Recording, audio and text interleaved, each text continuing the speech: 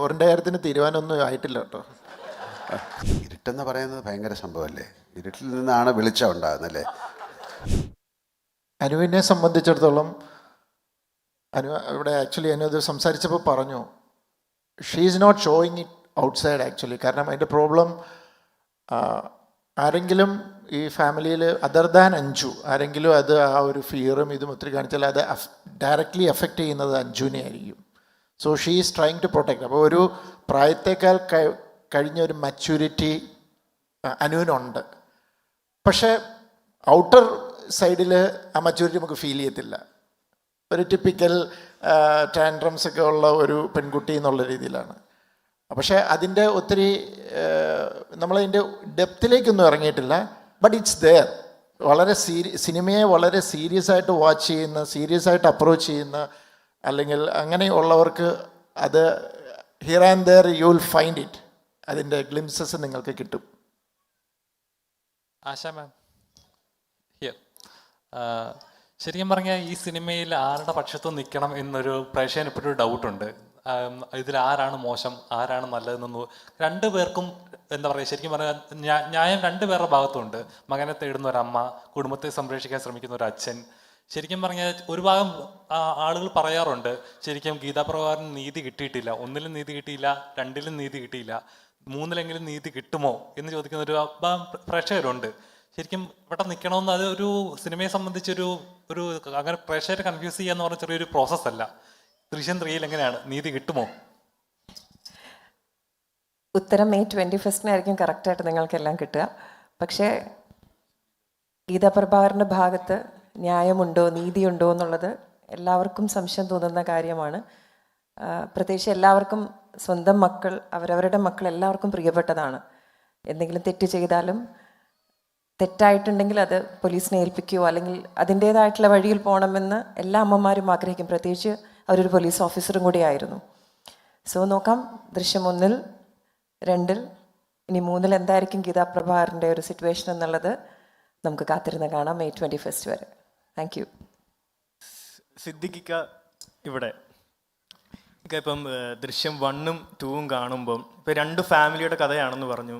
ഇപ്പം ചേട്ടൻ്റെ ഫാമിലി നോക്കിക്കഴിഞ്ഞാൽ ഇപ്പം ഗീതാ പ്രഭാകരൻ്റെ ക്യാരക്ടർ കണ്ടു കഴിഞ്ഞാൽ നമുക്ക് ചിലപ്പോഴൊക്കെ തോന്നും, ഓക്കെ ഇവരുടെ മകൻ വരുണ് ചാവണ്ടവനായിരുന്നു എന്ന് ചിലപ്പോഴൊക്കെ തോന്നിയേക്കാം. പക്ഷേ സിദ്ദിഖിക്കയുടെ ക്യാരക്ടർ കാണുമ്പം നമുക്കൊരിക്കലും ഇദ്ദേഹത്തിൻ്റെ മകൻ അങ്ങനെ ഒരു സംഭവം ഉണ്ടാവാൻ പാടില്ലായിരുന്നു നമുക്ക് തോന്നിപ്പോകും. അപ്പോൾ ലാലേട്ടൻ നേരത്തെ പറഞ്ഞു ജോർജ് കുട്ടിയെ എങ്ങനെയെങ്കിലും ഇതിൽ നിന്ന് രക്ഷിക്കണമെന്ന് പറയാം. പക്ഷെ എനിക്ക് തോന്നുന്നത് സിദ്ദിഖിക്കയുടെ ക്യാരക്ടറിനെ ഈ സങ്കടത്തിൽ നിന്ന് എങ്ങനെയെങ്കിലും ഒന്ന് രക്ഷിക്കണമെന്ന് തോന്നിയിട്ടുണ്ട്. അപ്പോൾ ഇക്കയ്ക്ക് ഇപ്പോൾ 3 ചെയ്ത് കഴിഞ്ഞപ്പോൾ ഉള്ള ആ ഒരു മാനസികാവസ്ഥയും അടുത്ത ഭാഗം ഉണ്ടാവുമെന്ന് നേരത്തെ പറയുന്നുണ്ടായിരുന്നു. അപ്പം അതിലും ഇങ്ങനെ തന്നെ സങ്കടപ്പെടാനായിരിക്കുമോ ചാൻസ്? എന്താണ് തോന്നുന്നത്? ആശ മാമിന് മൈക്ക് വേണം അതിനു മുമ്പേ. ഏതായാലും ഇപ്പോൾ ഈ ചോദ്യം ജിത്തു കേട്ടിട്ടുണ്ട്. അപ്പോൾ ദൃശ്യം 4-ൽ ഇതിനുള്ളൊരു പരിഹാരം ഉണ്ടാക്കും എന്ന് നമുക്ക് പ്രതീക്ഷിക്കാം. ഓറിൻ്റെ കാര്യത്തിന് തീരുമാനമൊന്നും ആയിട്ടില്ല കേട്ടോ. തീരുമാനിക്കാനൊക്കെ ഇനിയും ഇഷ്ടംപോലെ സമയമുണ്ട്. ഇങ്ങനെയൊക്കെയാണല്ലോ നമ്മൾ അതിൻ്റെ ഒരു ചിന്തകൾ തുടങ്ങുന്നത്. അപ്പോൾ എന്തായാലും ദൃശ്യം 4 ഉണ്ടാവുമെന്ന് തന്നെ നമുക്ക് ആഗ്രഹിക്കാം. ഞങ്ങളൊക്കെ എന്തായാലും ഇത് ആഗ്രഹിക്കുന്നുണ്ട്, പ്രതീക്ഷിക്കുന്നുണ്ട്, സ്വപ്നം കാണുന്നുണ്ട്. ഈ ഒരു ദൃശ്യം സിനിമയുടെ ആദ്യ ഭാഗത്തിൽ ഒരു ഭാഗമാകാൻ കഴിഞ്ഞത് ഇത്രയും വലിയ ഭാഗ്യമാണെന്ന് ഇപ്പോഴാണ് മനസ്സിലാകുന്നത് നമുക്ക്. ഈ സിനിമയുടെ കൂടെ ഇത്രയും സഞ്ചരിക്കാൻ സാധിച്ചു എന്നൊക്കെ പറയുന്നത്. ചോദ്യത്തിലേക്ക് വരാം. ഇത് പല കുടുംബത്തിലും ഉള്ളൊരു പ്രശ്നം തന്നെയാണ്. ചിലപ്പോൾ അച്ഛൻ്റെ സ്വഭാവം വളരെ നന്നായിരിക്കും, അമ്മയുടെ സ്വഭാവം ചിലപ്പോൾ ആളുകൾക്ക് അത്ര ഇഷ്ടമല്ലാത്തതുണ്ടാവും, തിരിച്ചുണ്ടാവും. വളരെ നല്ല സ്വഭാവമുള്ള അമ്മയും ആകെ കുത്തഴിഞ്ഞ ജീവിതം നയിക്കുന്ന അച്ഛനും ഉണ്ടാവും. ഇവർക്ക് ഉണ്ടാകുന്ന മക്കളുണ്ടാവും, ആ മക്കൾക്ക് ചില പ്രോബ്ലംസ് ഉണ്ടാവും. എപ്പോഴും ശരിക്കും നമ്മൾ അച്ഛനും അമ്മയുമായിട്ട് ഏറ്റവും തുറന്ന് സംസാരിക്കുന്ന, അച്ഛനും അമ്മയും ഏറ്റവും അധികം സ്നേഹിക്കുകയും മക്കളുടെ കൂടെ നിന്ന് അവരുടെ വളർച്ചയിൽ അവരോടൊപ്പം നിൽക്കുന്ന മക്കളാണ് ചിലപ്പോൾ എപ്പോഴും കൂടുതൽ നല്ല സ്വഭാവം കാണിക്കുന്ന മക്കൾ. അപ്പോൾ അങ്ങനെ ഒരു മകനെ വളർത്തിയെടുക്കാൻ ഈ കുടുംബത്തിൽ സാധിച്ചില്ല. അവൻ എവിടെയോ ഒരു പിഴവ് പറ്റിപ്പോയി. അതിന് കിട്ടിയ ശിക്ഷ പോലെയാണ് നമ്മൾ ദൃശ്യം 1-ൽ കാണിച്ചിട്ടുള്ളത്. അതേ തുടർന്നുണ്ടായ സംഭവങ്ങളാണ് ദൃശ്യം 2-ൽ വന്നത്. ദൃശ്യം 3-ൽ എന്താണെന്ന് നമുക്ക് കാത്തിരുന്ന് കാണാം. അതല്ലേ നല്ലത്. ഇപ്പോൾ എനിക്കെന്തെങ്കിലുമൊക്കെ അതിനെപ്പറ്റി തുറന്ന് പറയണമെന്നുണ്ട്. പക്ഷേ എനിക്കതിൻ്റെ ചില പോർഷൻസ് ഒന്നും എനിക്ക് അറിഞ്ഞുകൂടെ, ഞാൻ കണ്ടിട്ടുമില്ല. അപ്പം ദൃശ്യം 3 21 വരാൻ വേണ്ടിയാണ് ഞാനും കാത്തിരിക്കുന്നത്. എന്നിട്ട് വേണം പ്രഭാകരന് നീതി കിട്ടുമോ, ഗീതാപ്രഭാകരന് നീതി കിട്ടുമോ, അതോ ഇപ്പോഴും ജോർജ് കുട്ടിക്ക് തന്നെയാണോ നീതി എപ്പോഴും കിട്ടിക്കൊണ്ടിരിക്കുന്നതെന്നൊക്കെ നമുക്ക് 21 തീയതി തീരുമാനിക്കാം. ജിത്തു സാറേ, ഈ മലയാളം ദൃശ്യവും ഇപ്പോൾ മലയാളം ദൃശ്യം 3 അതുകൊണ്ട് ഹിന്ദിയും ഉണ്ട്. ഈ മലയാളവും ഹിന്ദിയുമായിട്ട് എന്തെങ്കിലും വ്യത്യാസമുണ്ടോ? നമ്മൾ സിനിമയിൽ സബ്ജക്റ്റിൽ എന്തെങ്കിലും വ്യത്യാസമുണ്ടോ? ഭാഷയിൽ തന്നെ വ്യത്യാസമുണ്ട്. അതെനിക്ക് ഉറപ്പ് തന്നെ, അതുറപ്പ് തന്നെ. സെയിം. നമ്മൾ ദൃശ്യം ഫസ്റ്റ് ചെയ്തപ്പോഴും സെക്കൻഡ് ചെയ്തപ്പോഴും ഹിന്ദിയിൽ ആക്ച്വലി നമ്മുടെ ഇവിടെ ചെയ്യുന്ന പോലെ ഫുള്ളായിട്ട് അവർക്ക് അവിടെ അഡാപ്റ്റ് ചെയ്ത് ചെയ്യാൻ പറ്റത്തില്ല. കൾച്ചറൽ ഡിഫറൻസസ് ഉണ്ട്, audience taste is different. So they have to make some changes. അതെപ്പോഴും ഉണ്ട്. 3 വന്നപ്പം they read the script and they ask for some changes because അവരുടെ ഒരു ടേസ്റ്റും ഇതുമൊക്കെ കുറച്ച് ഡിഫറെൻറ്റാണ്. നമ്മുടെ ഓഡിയൻസ് എടുക്കുന്ന പല കാര്യങ്ങളും അവരുടെ ഓഡിയൻസിന് എടുക്കാൻ ബുദ്ധിമുട്ടുണ്ടെന്ന് അവർ പറഞ്ഞു. സോ ഞാൻ പറഞ്ഞു അപ്പോൾ അതിൻ്റേതായ ചേഞ്ചസ് അവർ ദൃശ്യം 3 ചെയ്യുന്നുണ്ട്. അത് അവരുടെ ഫ്രീഡമാണ്. അവർ എല്ലാവരും സിനിമ എടുക്കുന്നത് സക്സസ്ഫുൾ ആകാനല്ലേ. അപ്പോൾ നമ്മുടെ സ്ക്രിപ്റ്റ് വായിച്ചപ്പോൾ അവരെങ്ങനെ ഒരു ആഗ്രഹം പറഞ്ഞു. ആൻഡ് ദേ എൻ്റെ അടുത്ത് നറേറ്റ് ചെയ്തു, ഇങ്ങനെയാണ് ഞങ്ങൾ ഉദ്ദേശിക്കുന്നത്. ഞാൻ പറഞ്ഞു ഓക്കെ ഫൈൻ. അങ്ങനെ വി ഹാഡ് എ വെരി എല്ലാ റീമേക്കുകളിലും അവർ ചേഞ്ചസ് വരുത്തും. അത് എപ്പോഴും ഒരു കൾച്ചറൽ ഡിഫറൻസസ് ഉണ്ടല്ലോ, അതുണ്ട്. ലാലേട്ട, ജീവിതത്തിൽ ഇരുട്ടിനെ പേടിയാണോ? ഇതിൽ കുറേ പേടി കാണുന്നു, ഭയം കാണുന്നു. ലാലേട്ടന് ജീവിതത്തിൽ ഇരുട്ടിനോട് ഭയമുണ്ടോ? ഈ സിനിമയിൽ നമുക്ക് ഭയപ്പാട് കാണുന്നു, എന്നാൽ എല്ലാം ഉള്ളിൽ ഒതുക്കി വെക്കുന്നു. എന്നിട്ട് പള്ളിയിൽ കൂടുതൽ സമയം പള്ളിയിൽ പ്രാർത്ഥനയിൽ പോകുന്നു. ജീവിതത്തിൽ ഇരുട്ട് ഭയപ്പെടുന്നുണ്ടോ? ജീവിതം ഇതുമായിട്ട് എന്താ കാര്യം? ജീവിതത്തിലെ ഇരുട്ടിനെ ഭയപ്പെടുന്ന ആളുകളുണ്ടല്ലോ. ഇരുട്ടിനെ എല്ലാവർക്കും പേടിയല്ലേ, അവിടെ പോയിട്ട് എന്തെങ്കിലും പറ്റിയാലോ? അല്ലല്ല, അങ്ങനെയാണ്. പക്ഷെ ഇരുട്ടിനെ അല്ല. ഇരുട്ടെന്ന് പറയുന്നത് ഭയങ്കര സംഭവമല്ലേ. ഇരുട്ടിൽ നിന്നാണ് വെളിച്ചം ഉണ്ടാകുന്നല്ലേ.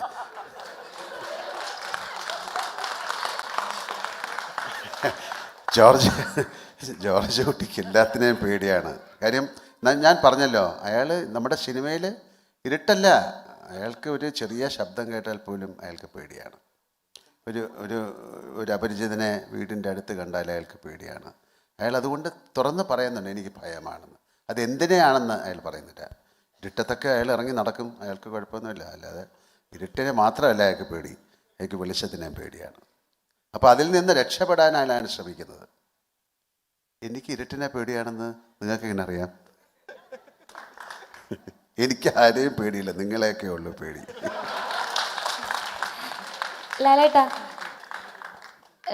ഇവിടുന്നാണ് ഒരു ശബ്ദം.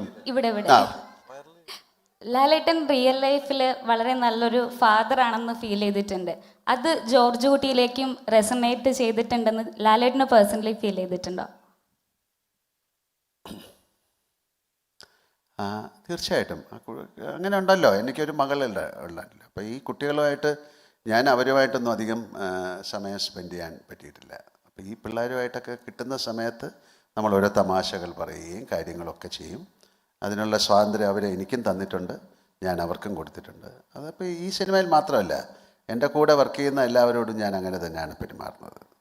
അപ്പം നമ്മുടെ വീട്ടിലെ അത് മലയാള സിനിമയിൽ വളരെ കുറച്ച് ആക്ടേഴ്സേ ഉള്ളൂ. അപ്പോൾ അവരൊക്കെ നമ്മുടെ കുടുംബത്തിലെ അംഗങ്ങൾ പോലെ തന്നെയാണ്.